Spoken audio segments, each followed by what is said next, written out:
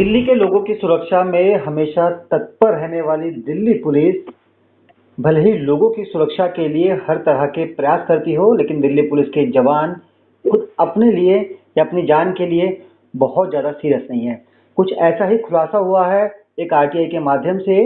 Delhi police में लगाई गई आरटीआई के बाद जो आंकड़े सामने आए हैं सुसाइड्स को लेकर, वो वाकई चौंकाने वाले हैं। इस आरटीआई के आंकड़ों की माने तो हर 35 दिन में दिल्ली पुलिस का एक जवान खुदकुशी कर लेता है।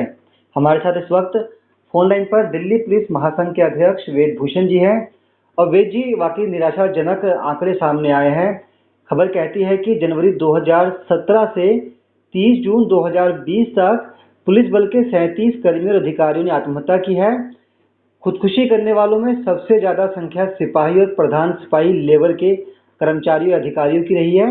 और इन आंकड़ों में ये भी कहा गया है कि पिछले 42 महीनों में 14 पुलिसकर्मियों ने ड्यूटी के दौरान भी अपनी जान दे दी, जबकि 23 कर्मचारियों ने ऑफ ड्यूटी आत्महत्या की है। कैसे देखते हैं आप इन तमाम आंकड़ों को? आपने भी लंबे समय तक दिल्ली पुलिस में काम किया, आपका एक लंबा अनुभव है।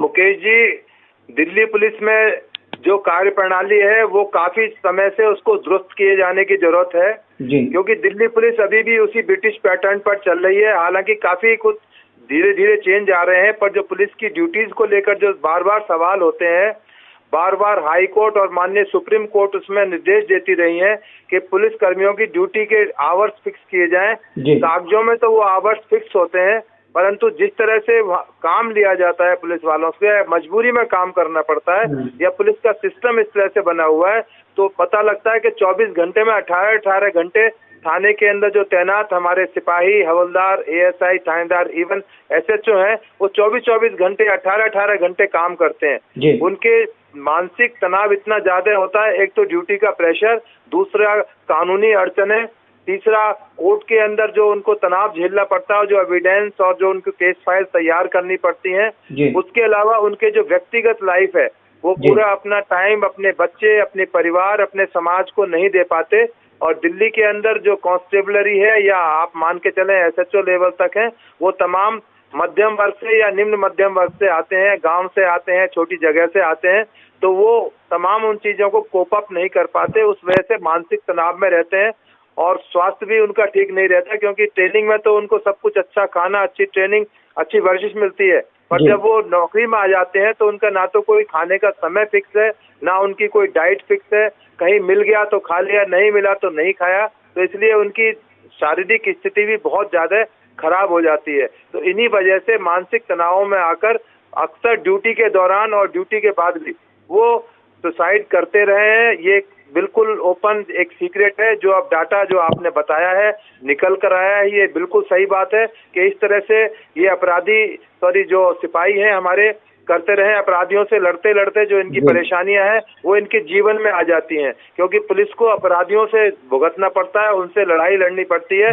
तो जो उनके जीवन की जो क्रिया है, जो पुलिसकर्मी है, फिर चाहे वो किसी भी रैंक के हों, इन लोगों को इनकी काउंसलिंग की जाती है, टाइम टू टाइम इनके हेल्थ चेकअप होते हैं, डिप्रेशन से कैसे दूर रहें इसके टिप्स इनको दिए जाते हैं। फिर भी आप कहते हैं कि जो ड्यूटी का तनाव है या जो लंबे वर्किंग आवर्स है, इस वजह से पुलिसकर्मी अक्सर तनाव में रहते हैं। तो आप लोग जब ड्यूटी पे रहते हैं तब अपने सीनियर से क्या इस तरह की बातचीत नहीं करते कि वर्क प्रेशर ज्यादा है? क्योंकि ये कॉस्मोपॉलिटन शहर है, यहाँ पर काम का दबाव बहुत ज्यादा है, वीवीआईपी अरेंजमेंट बहुत है, रैलीज बहुत है, त्योहारों पर बहुत ज्यादा दबाव होता है।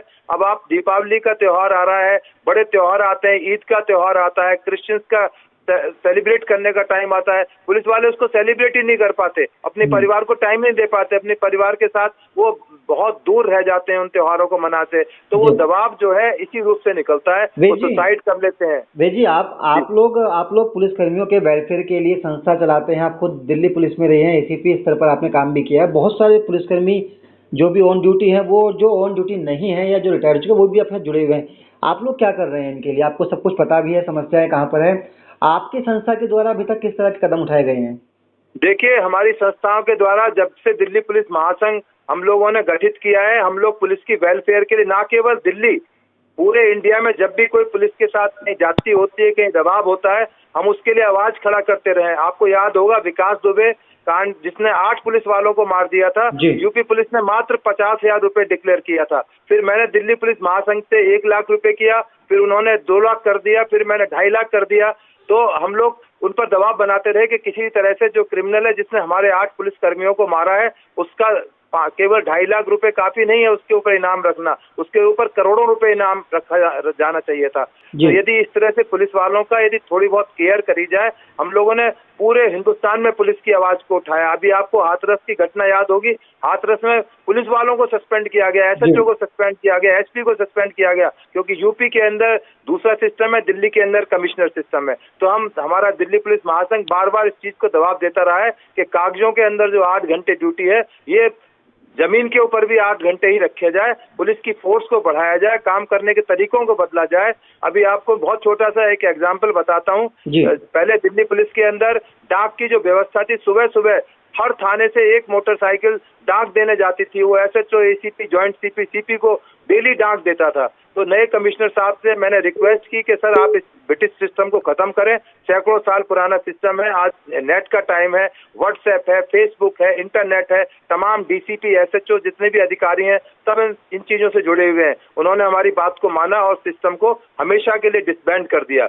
तो इस तरह हमारी टाइम टू टाइम मांग करते रहे कमिश्नर साहब से, होम मिनिस्टर साहब से, इवन पीएम तक से हमने अपनी बातों को रखा है, ट्विटर किया है, दूसरे सोशल मीडिया पे उनके साथ गए हैं। आप जैसे चैनल के साथ खड़े होकर आवाज उठाइए और उठाते रहेंगे। चलिए वेद जी, बहुत बहुत शुक्रिया आपका, क्योंकि आंकड़े वाकई निराशाजनक है। जिस तरह से आरटीआई के दौरान जानकारी सामने आई है कि लगभग हर महीने दिल्ली पुलिस का एक जवान खुदकुशी कर रहा है, फिर चाहे निजी कारण हो या फिर ड्यूटी पर काम का दबाव हो। और पुलिस महासंघ पुलिस कर्मियों के वेलफेयर के लिए क्या कुछ काम कर रहा है, आपने उन बातों को भी शेयर किया। उम्मीद यही है कि जिस तरह से कोविड काल के दौरान दिल्ली पुलिस का एक अलग ही रूप लोगों के सामने आया, दिल्ली पुलिस दिल की पुलिस बनकर सामने आई है, तो पुलिस की समस्याओं को भी इस आरटीआई के जवाब के बाद जो बड़े पुलिस अधिकारी हैं, जो गृह मंत्रालय है, बड़ी गंभीरता से मिलेगा। वेद जी, बहुत बहुत शुक्रिया पंजाब केसरी से बातचीत के लिए आपका।